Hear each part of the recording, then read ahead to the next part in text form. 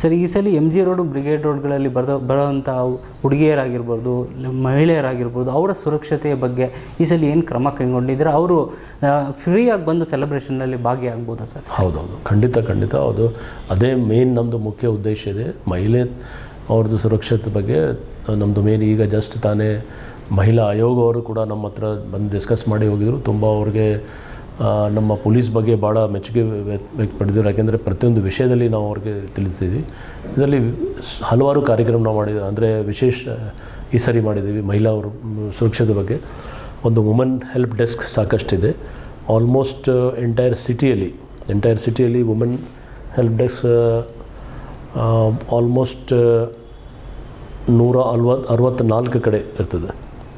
Plus ವುಮನ್ಗೋಸ್ಕರ ನಾವು woman drivers, cab drivers, auto drivers ಅವ್ರದ್ದು ಒಟ್ಟಿಗೆ ಮೀಟಿಂಗ್ ಮಾಡಿ ಅಲ್ಲಿ ಅವ್ರಿಗೆ ಪ್ಲೇಸ್ ಮಾಡ್ತಾಯಿದ್ದೀವಿ.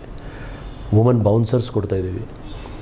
ಮತ್ತು ನಮ್ಮದು ಆ್ಯಪ್ ಏನಿದೆ KSP ಆ್ಯಪ್, ಅದರಲ್ಲಿ ಸೇಫ್ ಕನೆಕ್ಟ್ದು ಫೀಚರ್ ಇದೆ ವುಮನ್ ಹೆಲ್ಪ್ಲೈನ್ದು. ಅದು ಆ್ಯಕ್ಟಿವೇಟ್ ಆಲ್ರೆಡಿ ಇದೆ. ಅದು ಪ್ರಚಾರ ನಾವು ಮಾಡ್ತಾಯಿದ್ದೀವಿ. ಪ್ಲಸ್ QR ಕೋಡ್ ಸಿಸ್ಟಮ್ ಮಾಡಿದ್ದೀವಿ. QR ಕೋಡ್ ಸಿಸ್ಟಮಲ್ಲಿ ಹ್ಯಾಶ್ಟ್ಯಾಗ್ ಇದೆ ಸೆಲೆಬ್ರೇಟ್ ರೆಸ್ಪಾನ್ಸಿಬ್ಲಿ.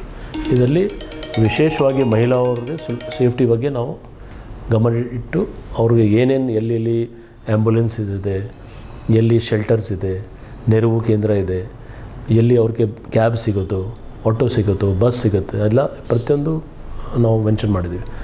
ಸೊ ಇದು ಎಕ್ಸ್ಟ್ರಾ ಪ್ರಿಕಾಷನ್ ತೊಗೊಂಡು ನಾವು ಮಾಡ್ತೇವೆ. ಮತ್ತು ನಮ್ಮದು ಕಮಾಂಡ್ ರೂಮ್ ಏನು ಕಂಟ್ರೋಲ್ ರೂಮ್ ಇದೆ ಅದು ಡಬಲ್ ದಿ ಸ್ಟ್ರೆಂತ್ ನಾವು ಅಲ್ಲಿ ಜನ ಇಟ್ಕೊಂಡಿದ್ದೀವಿ.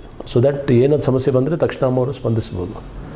ಪ್ಲಸ್ ನಮ್ಮಲ್ಲಿ 500 ಎಕ್ಸ್ಟ್ರಾ ವುಮೆನ್ ಸ್ಟಾಫ್, ಅಂದರೆ ನಮ್ಮದು KSRP ಸ್ಟಾಫಲ್ಲಿ ಕೂಡ ವುಮನ್ ಪ್ಲಟೂನ್ ಇರ್ತದೆ. ಆ ವುಮನ್ ಪ್ಲಟೂನ್ಗೆ ನಾವು ಈ ಸರಿ ಯೂಸ್ ಮಾಡ್ತೀವಿ.